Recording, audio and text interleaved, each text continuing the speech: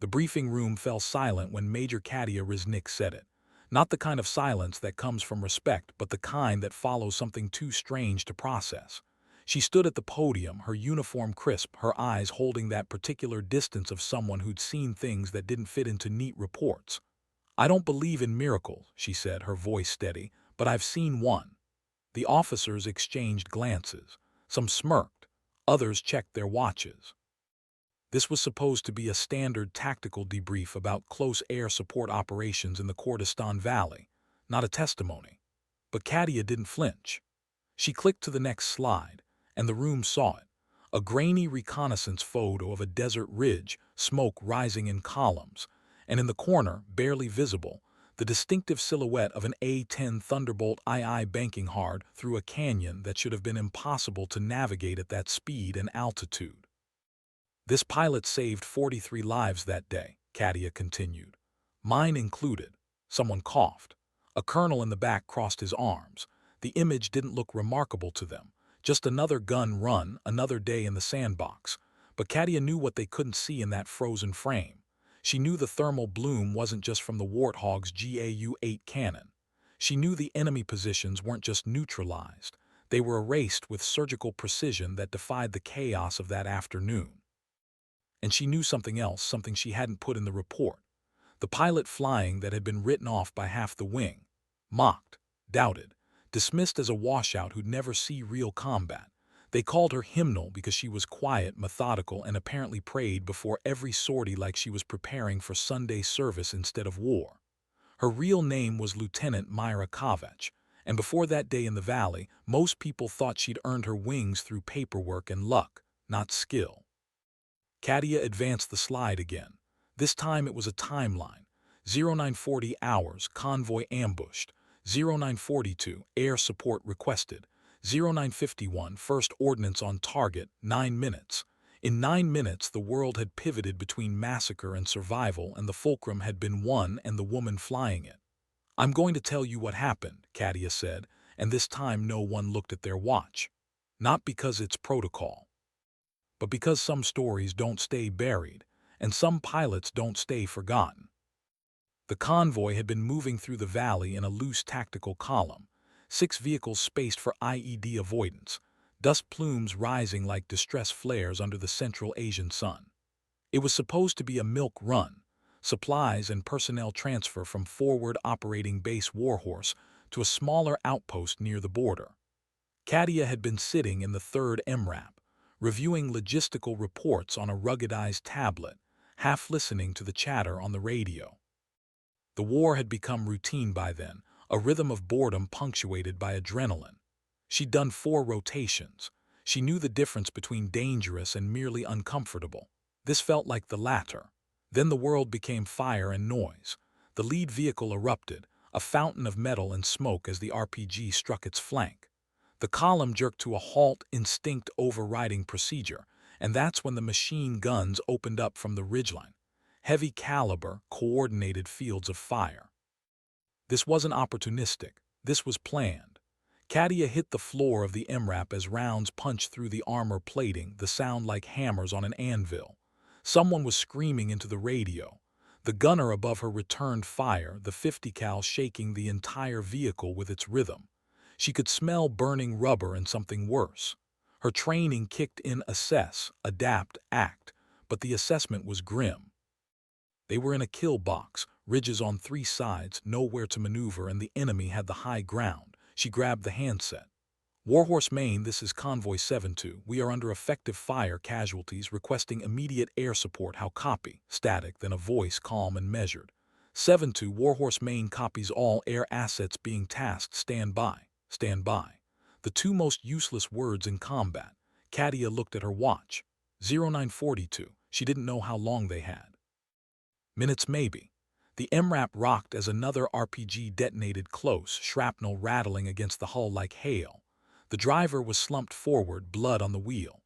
The vehicle commander was on the radio coordinating with the others, his voice tight but controlled. They were professionals, but professionals could still die in a ditch in the middle of nowhere, and everyone in that convoy knew it. Then, crackling through the chaos, a new voice on the radio, female, unflustered, almost serene. Convoy 7-2, this is Hog 2-1, I have your position 3 minutes out, say position of enemy forces. Katia felt something unclench in her chest.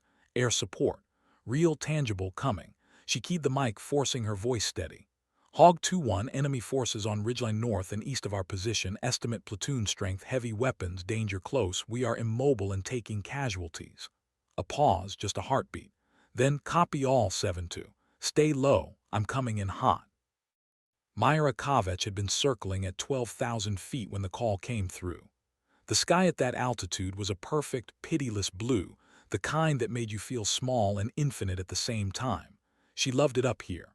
The world made sense when you were alone with the throttle and the horizon. Her A-10 hummed around her, a machine built for one purpose, ugly and beloved in equal measure. She checked her fuel state, ran her eyes over the weapons panel. 2 Mavericks, full load of 30mm rockets still on the rails. Enough to make a difference. Enough to matter. She'd heard the convoy get hit before the tasking came through official channels. You learned to listen to the chaos, to hear the shape of things going wrong. When the order came to divert, she was already turning, descending, running the mental calculus of distance and ordnance and time. 3 minutes. She could do 3 minutes. The A-10 dropped through the sky like a falling anvil, speed building, the nose pitching down as the valley opened up below her. She could see the smoke now, the tiny shapes of vehicles scattered on the road, the winking muzzle flashes from the ridges. Her hands moved across the controls with a pianist's precision, systems check, targeting pod active, gun armed. The HUD painted the scene in sterile symbology, but Myra saw beyond it. She saw people dying, people who'd called for help, people she could save. Convoy 7-2, Hog 2-1, I have visual, confirm North Ridge's enemy position. The voice came back, strained but clear. Affirm North Ridge, they're dug in, we can't move. Myra nosed the aircraft down further, the speed building past 300 knots. The valley walls rose on either side, brown and unforgiving, and she threaded the gap with the kind of confidence that came from hours in the simulator and something else, something that felt like faith but was sharper, more immediate. She wasn't praying now. She was hunting. The targeting reticle settled over the northern ridge, and she saw them. Fighting positions, vehicles, the heat signatures blooming in her pod. She armed the gun, felt the familiar weight of the trigger under her finger. The A-10 shuddered as she opened up, the GAU-8 roaring its 30mm symphony, a sound like the sky tearing in half. Dirt and stone and bodies erupted along the ridge. She pulled up, banking hard, the G-forces pressing her into the seat, and came around for another pass. Her heart was steady, her breathing calm. This was what she was made for. The first gun run silenced half the enemy positions. Katia watched from the MRAP's gunner hatch, eyes wide, as the A-10 materialized from the valley's haze like something out of myth. It wasn't elegant. Nothing about the Warthog was elegant, but it was devastating. The nose-mounted cannon spat fire, and the ridgeline came apart in explosions of dirt and fragmented rock. The sound arrived a beat later, a grinding roar that drowned out even the gunfire. Then the aircraft was gone, climbing hard, and for a moment Katia thought it might not come back. But it did. Hog 2-1 rolled inverted at the top of her climb, a maneuver that seemed reckless and perfect, and dove again, this time from the east. Rockets streaked off the rails, and the enemy's technical trucks vanished in blooms of orange flame. The machine gun fire from the ridge slackened, then stopped. Katia grabbed the radio. Hog 2-1, you are danger close, pull up, pull up. The reply was calm, almost amused. 7-2, I know where I am. Another pass. This time Myra brought the A-10 so low that Katia could see the scarred paint on the fuselage, the nose arch she couldn't quite make out, the way the wings flexed under the stress. The cannon roared again, stitching a line of destruction across the remaining positions, and then the A-10 was climbing, turning, the twin turbofans screaming. Silence fell over the valley. Not peace, nothing about this place would ever be peaceful, but the absence of incoming fire. Katia's radio crackled. 7-2, Hog 2-1, grid is clear, you are good to move, how copy? Katia keyed the mic, her voice shaking despite herself. Good copy, Hog, thank you, you just saved our lives. A pause then. Just doing my job, Major. Get your people home. The A-10 circled overhead once more, a lazy orbit before turning north and disappearing into the sky. Katia watched it go, that ugly, beautiful machine, and realized she was crying, not from fear, from something else. Relief maybe, or awe. Later, when they made it back to Warhorse and she filed her report, she asked about the pilot. The operations officer shrugged. Kovac, she's new to the rotation. Quiet kid, flies like she's got something to prove. Katia looked at him. She just proved it. Myra landed at Bagram 2 hours later, the settling onto the runway with its characteristic graceless thump. She taxied to the hardstand, shut down the engines, and sat in the cockpit for a long moment, listening to the silence. Her hands were steady. They always were. She didn't shake after missions, didn't need to decompress with the others in the ready room. She just went quiet, internal, processing everything in a place no one else could see. When she finally climbed down, the ground crew was waiting. They gave her the usual nods, the usual efficiency, and she signed off on the maintenance logs without much conversation. One of the crew chiefs, a staff sergeant named Ruiz, looked at the gun barrels, still hot, the smell of cordite hanging in the air, and whistled low. "You went through some rounds today, Lieutenant," Myra nodded. "Had targets," Ruiz grinned. "I'll bet. Birds got some new dings too. You threading canyons again." She shrugged, pulling off her helmet, her dark hair matted with sweat. "Got the job done." That was Myra. No bravado, no stories, just the work. She walked back to the squadron building, her flight suit stained with sweat, and logged her debrief. The intelligence officer took her report, asked the standard questions, and didn't seem particularly impressed. Another close air support mission. Another day in the war. Myra didn't mind. She wasn't here for recognition. She joined the Air Force because flying made sense when nothing else did. Because in the cockpit, alone with the controls and the sky, she could be exactly who she was supposed to be. No expectations, no judgment, just performance. She'd grown up in a small town in Pennsylvania, the daughter of a machinist and a school teacher, and she'd never fit the mold people tried to press her into. Too quiet, too intense, too religious for some, not social enough for others. The Air Force had been an escape, and the A-10 had been a revelation. It was a plane for people who didn't need to be loved. It was a plane that got the job done and asked for nothing in return. That night, she sat in her bunk and wrote in the small leather-bound journal she kept. She didn't write about the mission, not directly. She wrote about the sky, the way it had looked when she'd rolled inverted, the way the light had caught the smoke. She wrote about the voice on the radio, the major who'd thanked her. She wrote a prayer, brief and unadorned. Then she closed the journal and went to sleep. The nickname started as a joke, like most call signs do. It had been during training back in Arizona, when Myra had been going through the A-10 conversion course. The other pilots had noticed her routine, how she'd sit in the cockpit before every flight, eyes closed, lips moving silently. Someone asked if she was praying. She'd said yes simply, without embarrassment. The room had gone awkward. Military pilots were a superstitious bunch, but overt religiosity made people uncomfortable. One of the guys, a captain with too much confidence and not enough hours, had smirked. "What, you need divine intervention to fly a hog?" Myra had looked at him, her expression unreadable. "No, I'm just saying thank you in advance." The nickname stuck, hymnal. It was meant to be diminishing, a way to mark her as other, as someone who didn't quite belong, but Myra had never let it bother her. She wore it the way she wore everything else, quietly, without complaint. She knew what people thought. That she was soft. That she'd gotten her wings because the Air Force needed to hit diversity quotas. That she'd fold under pressure. She'd heard the whispers, seen the rolled eyes when she walked into briefings. It didn't matter. She knew what she could do in that cockpit, and that was enough. But after the convoy rescue, something shifted. Not dramatically. Military culture doesn't pivot on a single event, but subtly. The operations officer started tasking her for more complex missions. The other pilots stopped making jokes when she walked by. Someone in maintenance stenciled a small tally mark on her aircraft's nose, the beginning of a mission count. Katia Riznik made sure the story got told. Not officially, not in some grand ceremony, but in the way stories spread in the military, over meals, in passing conversations, through the network of people who knew people. She told the convoy crew what had happened. She told the battalion commander. She made sure that when people talked about that day in the valley, they knew who'd been flying Hog 2-1. And slowly, the call sign began to mean something different. Hymnal, the pilot who stayed calm, the pilot who delivered, the pilot who, against all odds and expectations, had become someone you wanted overhead when everything went to hell. Myra didn't notice the change, or if she did, she didn't show it. She kept flying her missions, kept writing in her journal, kept praying in the cockpit. The only difference was that now, when she took off, people watched. 3 weeks after the convoy rescue, Myra was tasked with a mission that made the previous one look simple. Intelligence had located a high-value target, a regional insurgent commander, in a compound near the border.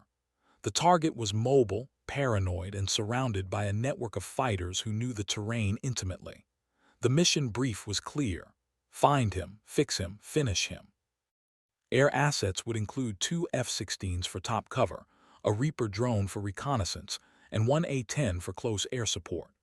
Myra sat in the briefing room, listening to the intelligence officer lay out the situation.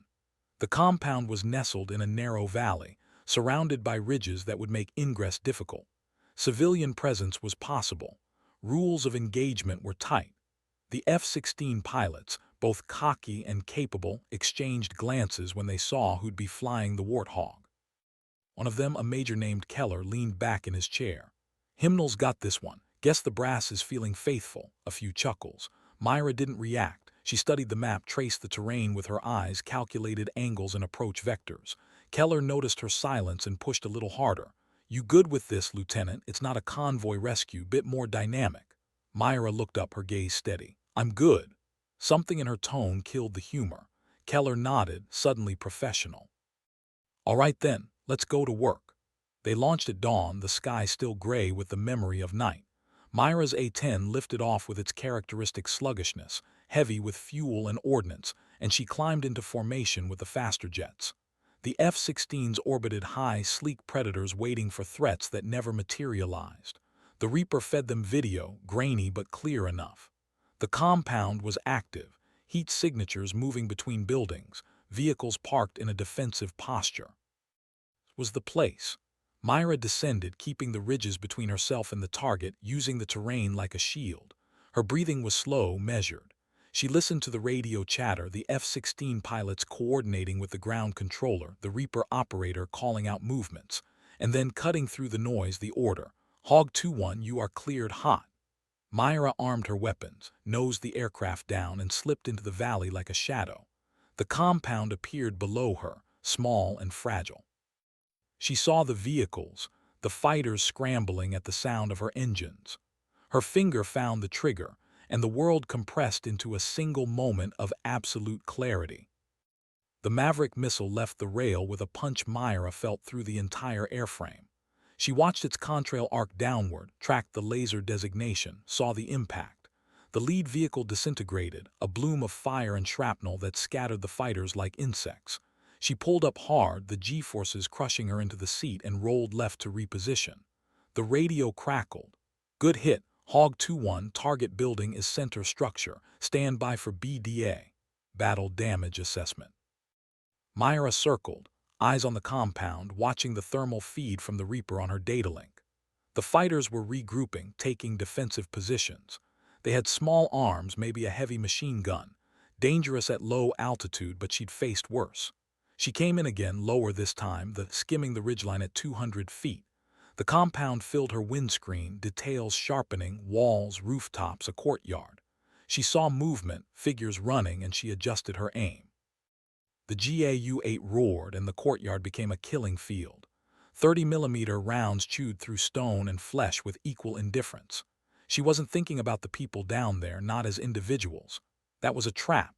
She thought about the mission, the objective, the convoy crew she'd saved weeks ago, and all the others who'd die if this target stayed operational.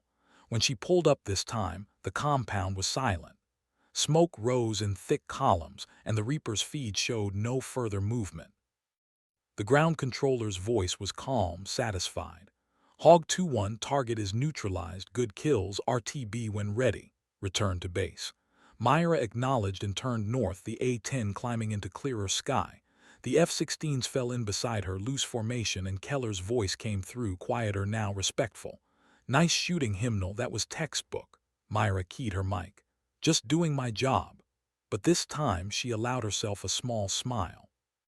Because she knew, and now they knew, that she wasn't just competent. She was good, maybe better than good. When she landed back at Bagram, the debrief was longer, more thorough. The intelligence officer confirmed the kill. The target had been in the compound, and he wasn't leaving. The mission was a success. In the squadron-ready room, the mood was lighter than usual. Someone had brought back contraband beer, the kind that wasn't technically allowed but everyone ignored. Myra was offered one. She declined, as always, but she stayed for a while, listening to the stories, the laughter. Keller raised his bottle in her direction. "To Hymnal, fucking legend." Others echoed the sentiment. Myra nodded her thanks and slipped out quietly. The missions kept coming. Myra flew 2, sometimes 3 sorties a day, each one bleeding into the next in a haze of heat, adrenaline, and exhaustion. She hit convoys supplying insurgent cells.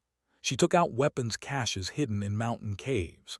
She provided cover for special operations teams extracting high-value targets from fortified positions. Every mission added another mark to her aircraft's nose, the tally growing into something that people noticed. The maintenance crews started calling her Bird the Hymnal, and someone painted a small open book on the fuselage beneath the cockpit, a nod to her call sign that had transformed from mockery to badge of honor. But Myra felt the weight accumulating. Not fear, she still didn't shake, still didn't panic, but a kind of existential heaviness that came from taking lives with such regularity and precision. She knew it was necessary. She believed in the mission. But belief didn't erase the reality of what she was doing every time she pulled the trigger. She started spending more time in the base chapel, a small plywood structure tucked between the logistics building and the perimeter wall. The chaplain, a soft-spoken captain named Wright, never asked questions. He just let her sit in the silence, sometimes for hours, her hands folded, her eyes closed. One evening, he approached her after she'd been sitting for nearly an hour. "Want to talk about it, Lieutenant?" Myra opened her eyes, considered the question. "I don't know what to say." Wright nodded, sat down a few rows back, giving her space. "You don't have to justify what you do up there. God understands the cost of protecting others." Myra looked at him, her expression unreadable. "Does he understand the cost of becoming good at it?" Wright was quiet for a long time. Then he said, "I think he understands better than we do." Myra nodded slowly and returned to her silence. But the question stayed with her, a splinter in her mind that wouldn't dislodge. She was becoming known as one of the best A-10 pilots in theater. People requested her for missions. Ground commanders asked for Hog 2-1 by name. She was effective, efficient, lethal. And somewhere in the process of becoming all those things, she wondered if she was losing something else. That night, she wrote in her journal, "I used to pray before missions to remember why I was doing this. Now I pray after them to remember who I am." The mission that changed everything came in late August, during the height of the fighting season when the insurgents pushed hardest before winter locked down the mountains. A Marine platoon was pinned in a village north of Kabul, surrounded and taking casualties. The situation was deteriorating fast, ammunition running low, wounded piling up, and enemy reinforcements moving in from 3 directions. Multiple air assets were scrambled, but Myra's A-10 was the closest. She was already airborne, returning from a reconnaissance run when the call came through. "Hog 2-1, this is Chaos Main. We have troops in contact, requesting immediate close air support. How copy?" Myra didn't hesitate. "Chaos Main, Hog 2-1 copies, send coordinates." She punched in the grid, saw how far it was, calculated fuel. It would be tight, very tight. But those Marines didn't have time for her to land, refuel, and launch again. She pushed the throttles forward, the A-10 accelerating as much as the old airframe could manage, and dove toward the coordinates. The village came into view, a cluster of mud brick compounds surrounded by terraced fields. She could see the firefight from miles away, tracers arcing in the afternoon light, smoke rising from burning vehicles. The Marine commander's voice was ragged with stress. "Hog 2-1, Chaos 2-6, we are surrounded, taking fire from all sides, need you to make holes so we can extract." Myra scanned the situation, her mind processing angles and threats at combat speed. The enemy was close, very close. Danger close didn't begin to describe it. If she missed by even a few meters, she'd kill the people she was trying to save. She keyed the mic. Chaos 2-6, I need you to mark your position with smoke. Confirm all personnel are inside the perimeter. A pause then. Roger, smoke out. Purple smoke billowed from the center of the village, and Myra locked it into her systems. She came in from the west, wings level, the reticle dancing over the target area. Her finger tightened on the trigger and she felt the familiar shudder as the GAU-8 opened up. The rounds impacted 50 meters from the Marine's position, tearing through an enemy fighting position. She pulled up, rolled, came back from the south. Another burst, another position eliminated.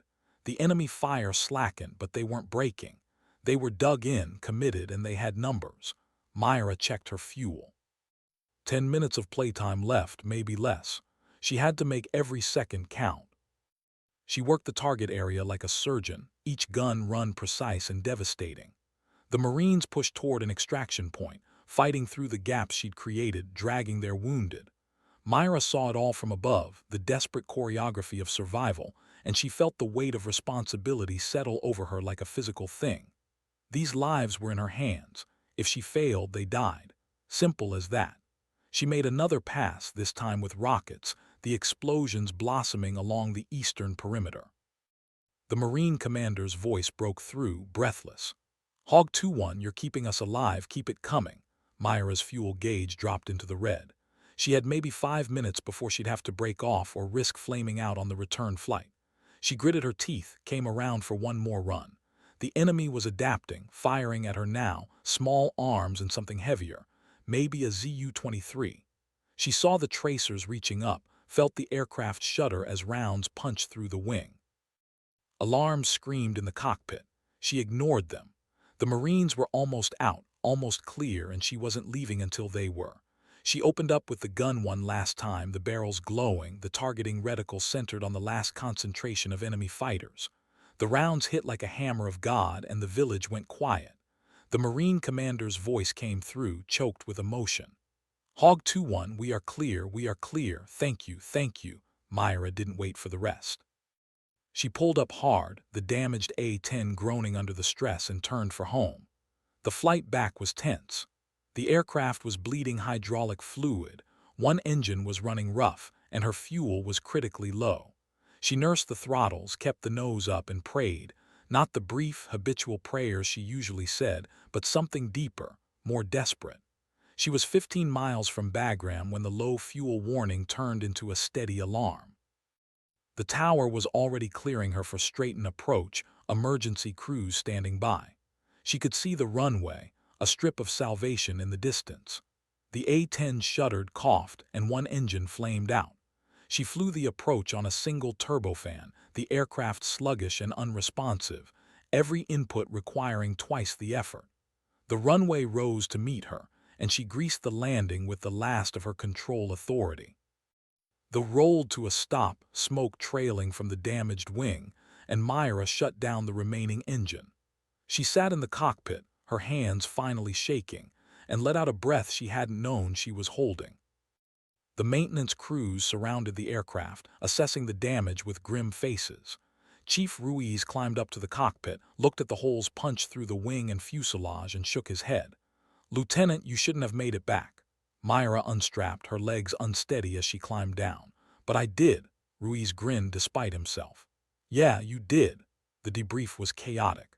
The Marine platoon had lost 3 killed, 8 wounded, but 24 had made it out alive because of her. The battalion commander flew in from Kabul specifically to shake her hand, his eyes red-rimmed from exhaustion and grief. "You saved my Marines," he said simply. Myra nodded, accepting the thanks but not quite believing it. She'd just done what needed to be done. That night she couldn't sleep. The adrenaline had faded, replaced by a bone-deep exhaustion, but her mind wouldn't shut down.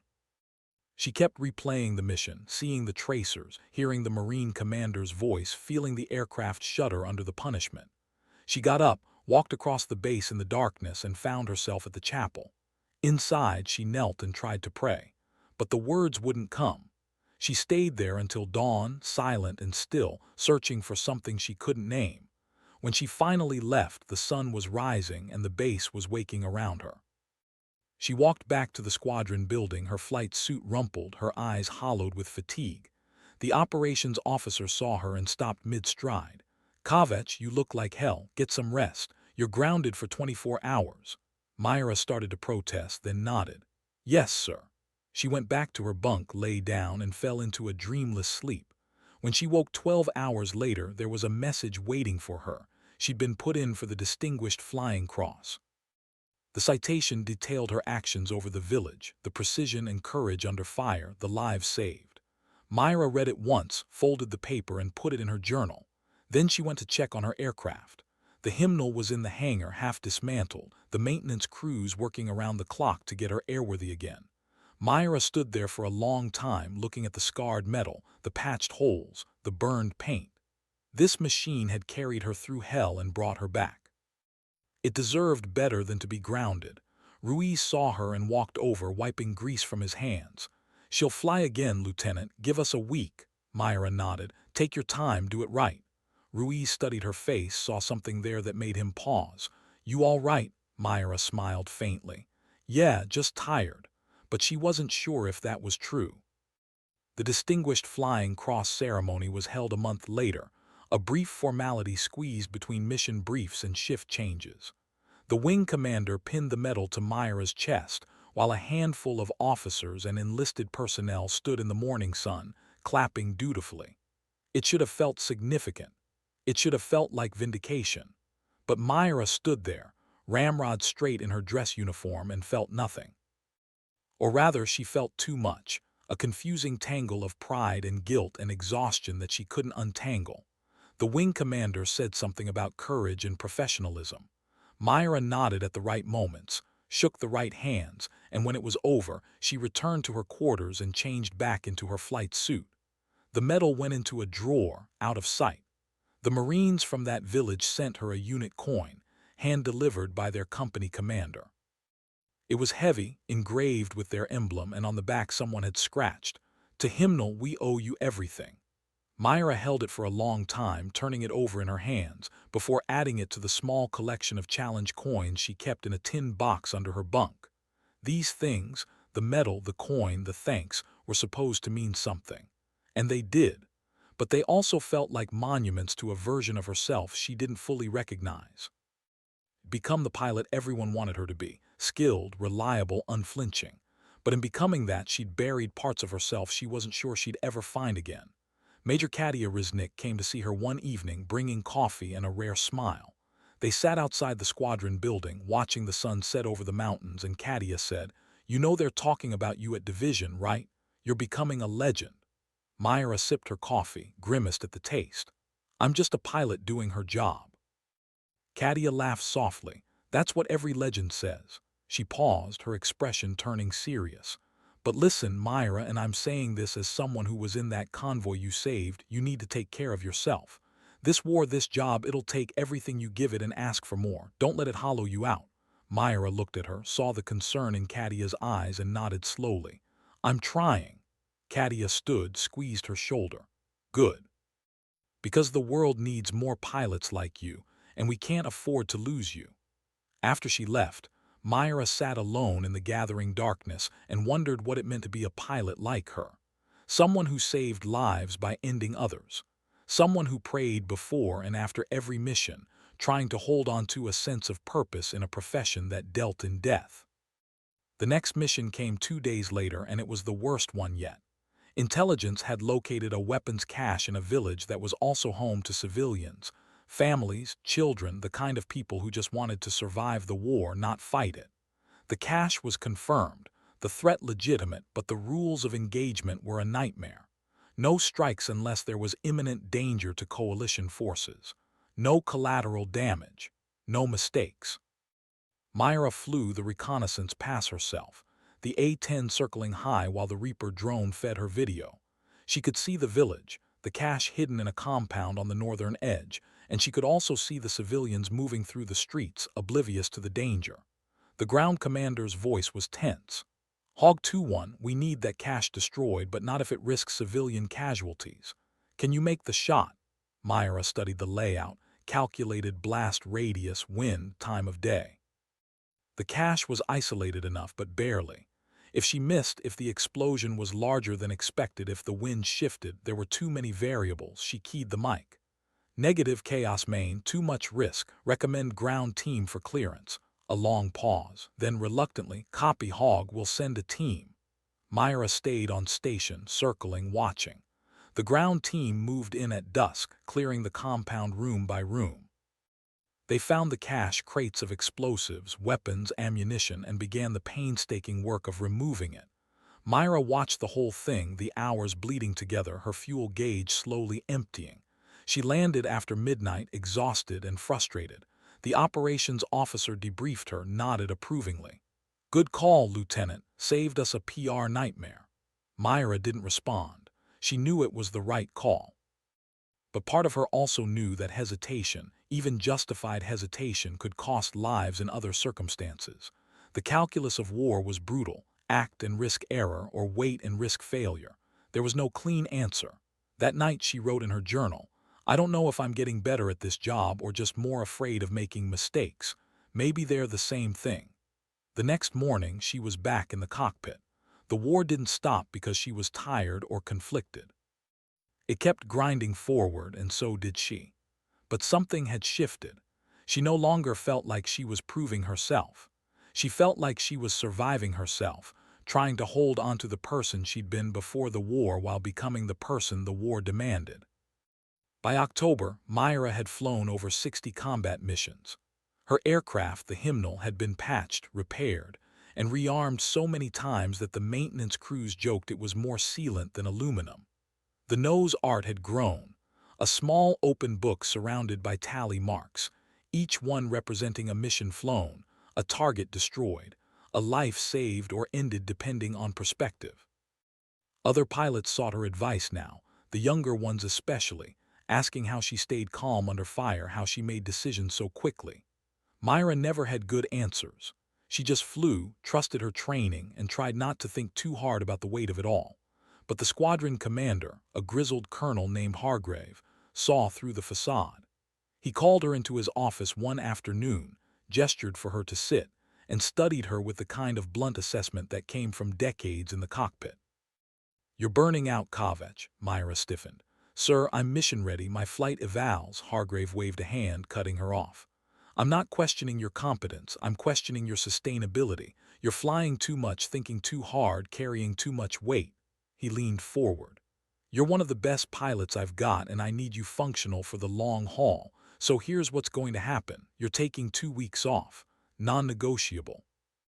Myra opened her mouth to protest, but Hargrave's expression stopped her. "That's an order, Lieutenant. Go to Qatar, sit on a beach, read a book, do whatever normal people do. When you come back, we'll still have plenty of war for you." Myra nodded slowly, knowing better than to argue. "Yes, sir." 2 days later, she was on a C-130 headed south, away from the mountains and the missions and the endless rhythm of violence. Qatar was a different world, clean, quiet, almost surreal in its normalcy. She stayed at a military resort on the coast, a place designed to give deployed personnel a taste of peace. She tried to relax. She swam in the ocean, ate food that didn't come from a chow hall, slept in a bed that didn't vibrate with the sound of helicopters. But she couldn't shake the feeling that she'd left something unfinished. On the 5th day, she met another pilot at the resort bar, an Air Force major named Tors who flew tankers. They talked shop the way pilots always do, and Tors asked about her deployment. Myra gave the standard answers: busy, challenging, rewarding, but Tors saw through it. "You miss it," he said, not a question. Myra hesitated, then nodded. "Yeah, I do."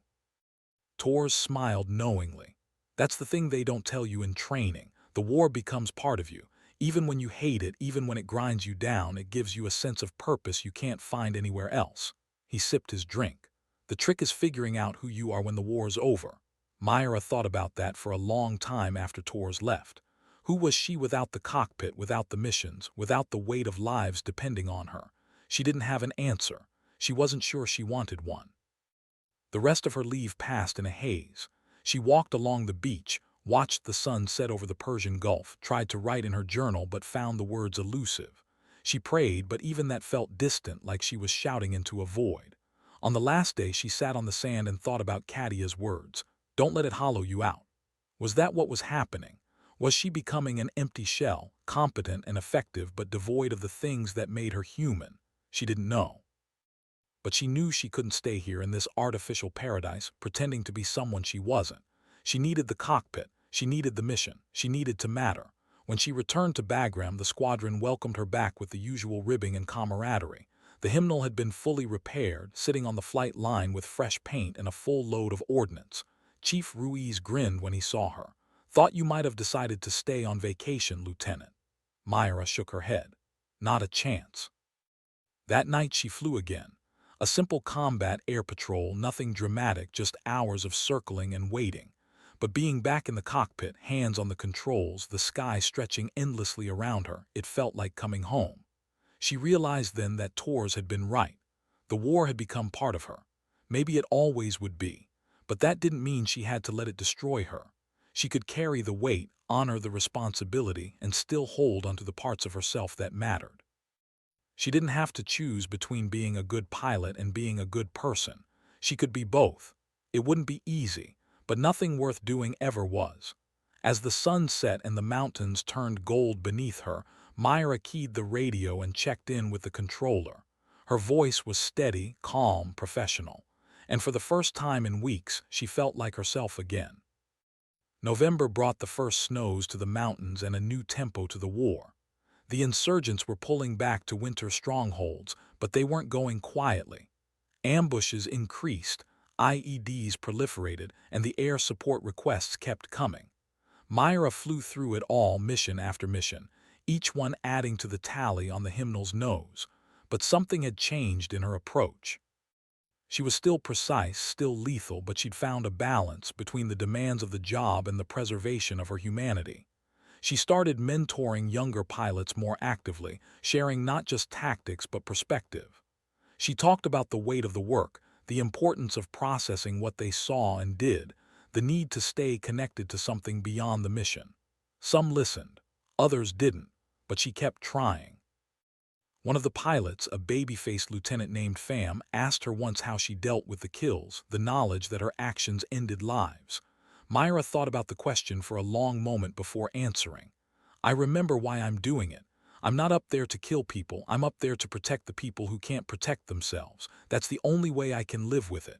Pham nodded slowly, absorbing the words. Does it get easier? Myra shook her head. No, but you get stronger. In December, Myra's deployment neared its end. The squadron was rotating back to the States, replaced by a fresh unit eager to prove themselves.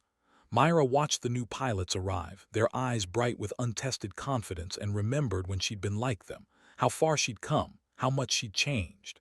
Kadia Riznik, now a lieutenant,